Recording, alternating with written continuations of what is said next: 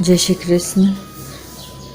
स्पर्शान् कृत्वा बहिर्बाहयामश्चक्षुश्चैवान्तरे भ्रुवोः प्राणापानो समो कृत्वा नासाभ्यन्तरचारिणो।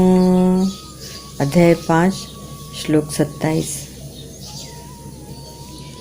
यतेन्द्रियमनोबुद्धिर्मुनिर्मोक्षपरायणाः विगतेच्छा भयक्रोधो यः सदा मुक्त एव सः।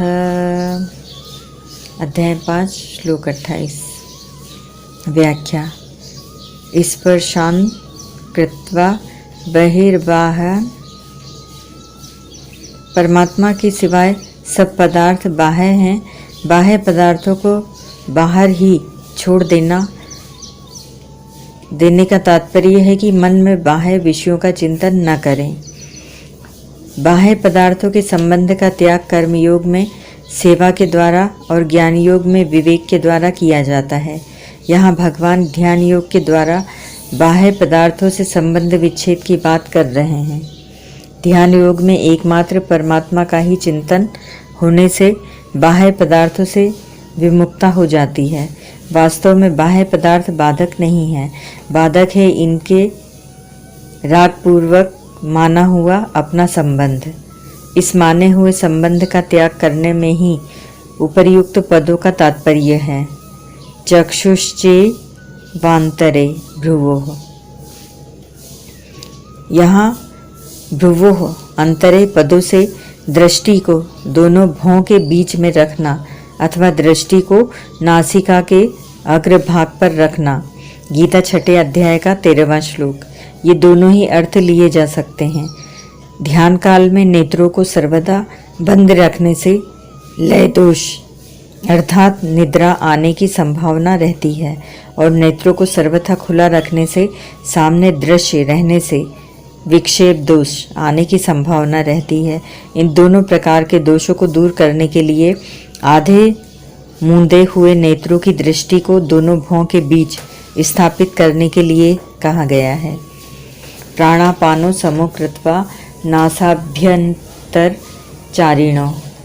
नासिका से बाहर निकलने वाली वायु को प्राण और नासिका के भीतर जाने वाली वायु को अपान कहते हैं। प्राणवायु की गति दीर्घ और अपान वायु की गति लघु होती है। इन दोनों को सम करने के लिए पहले बाई नासिका से अपान वायु को भीतर ले जाकर दाई नासिका से प्राणवायु को बाहर निकालें। फिर दाई नासिका से अपान वायु को भीतर ले जाकर बाई नासिका से प्राणवायु को बाहर निकालें। इन सब क्रियाओं में बराबर समय लगना चाहिए। इस प्रकार लगातार अभ्यास करते रहने से प्राण और अपान वायु की गति सम, शांत और सूक्ष्म हो जाती है। जब नासिका के बाहर और भीतर तथा कंठादि देश में वायु के स्पर्श का ज्ञान न हो तब समझना चाहिए कि प्राण अपान की गति सम हो गई है। इन दोनों की गति सम होने पर लक्ष्य परमात्मा रहने से मन से स्वाभाविक ही परमात्मा का चिंतन होने लगता है। ध्यान योग में इस प्राणायाम की आवश्यकता होने से ही इसका उपर्युक्त पदों में उल्लेख किया गया है। यतेन्द्रिय मनोर बुद्धि। प्रत्येक मनुष्य में एक तो इंद्रियों का ज्ञान रहता है और एक बुद्धि का ज्ञान। इंद्रियां और बुद्धि दोनों के बीच में मन का निवास है। मनुष्य को देखना यह है कि उसके मन पर इंद्रियों के ज्ञान का प्रभाव है या बुद्धि के ज्ञान का प्रभाव है अथवा आंशिक रूप से दोनों के ज्ञान का प्रभाव है। इंद्रियों के ज्ञान में संयोग का प्रभाव पड़ता है और बुद्धि के ज्ञान में परिणाम का। जिन मनुष्यों के मन पर केवल इंद्रियों के ज्ञान का प्रभाव है वे संयोगजन्य सुख भोग में ही लगे रहते हैं और जिनके मन पर बुद्धि के ज्ञान का प्रभाव है वे परिणाम की ओर दृष्टि रहने से सुख भोग का त्याग करने में समर्थ हो जाते हैं। न तेषु रमते बुद्धः। गीता 5:22। प्रायः साधकों के मन पर आंशिक रूप से इंद्रियों और बुद्धि दोनों के ज्ञान का प्रभाव रहता है। उनके मन में इंद्रियों तथा बुद्धि के ज्ञान का द्वंद्व चलता रहता है, इसीलिए वे अपने विवेक को महत्व नहीं दे पाते और जो करना चाहते हैं उसे कर भी नहीं पाते। यह द्वंद्व ही ध्यान में बाधक है। अतः यहाँ मन, बुद्धि तथा इंद्रियों को वश में करने का तात्पर्य है कि मन पर केवल बुद्धि के ज्ञान का प्रभाव रह जाए, इंद्रियों के ज्ञान का प्रभाव सर्वथा मिट जाए। मुनिर्मोक्ष परायणाः, परमात्मा प्राप्ति करना ही जिसका लक्ष्य है, ऐसे परमात्मा स्वरूप का मनन करने वाले साधक को यहाँ मोक्ष परायणः कहा गया है।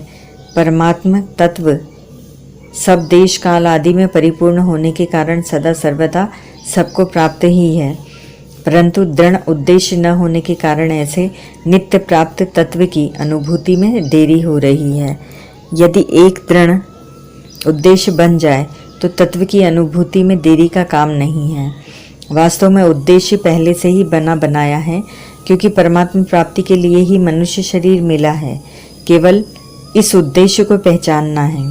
जब साधक इस उद्देश्य को पहचान लेता है तब उसमें परमात्मा प्राप्ति की लालसा उत्पन्न हो जाती है।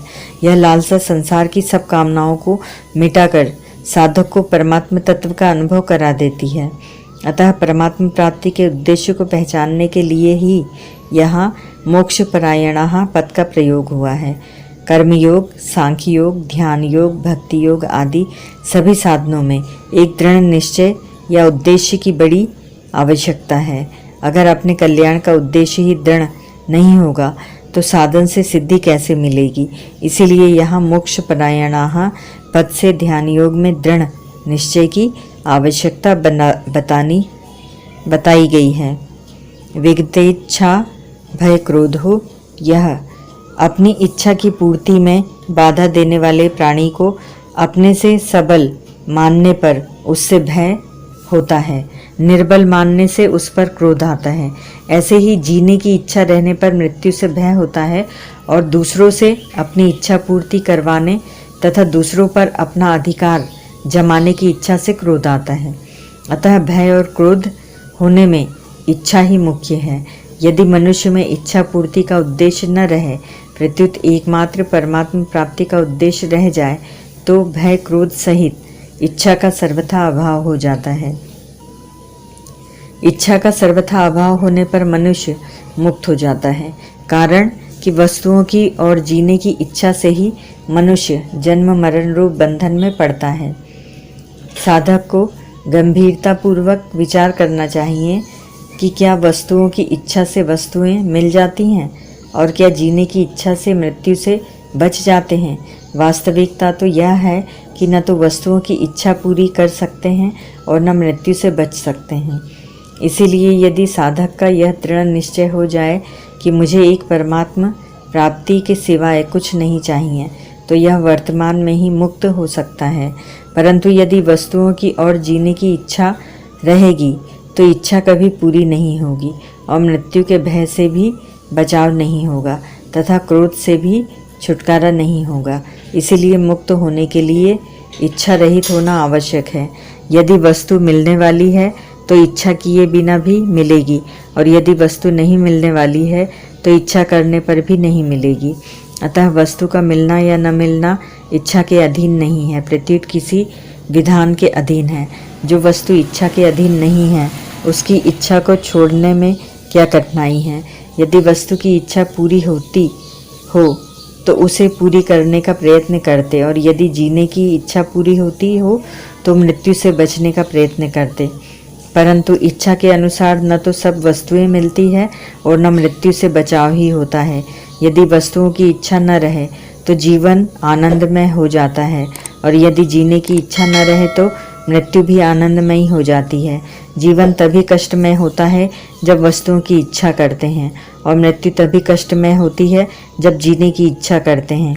इसलिए जिसने वस्तुओं की और जीने की इच्छा का सर्वथा त्याग कर दिया है वह जीते जी मुक्त हो जाता है, अमर हो जाता है।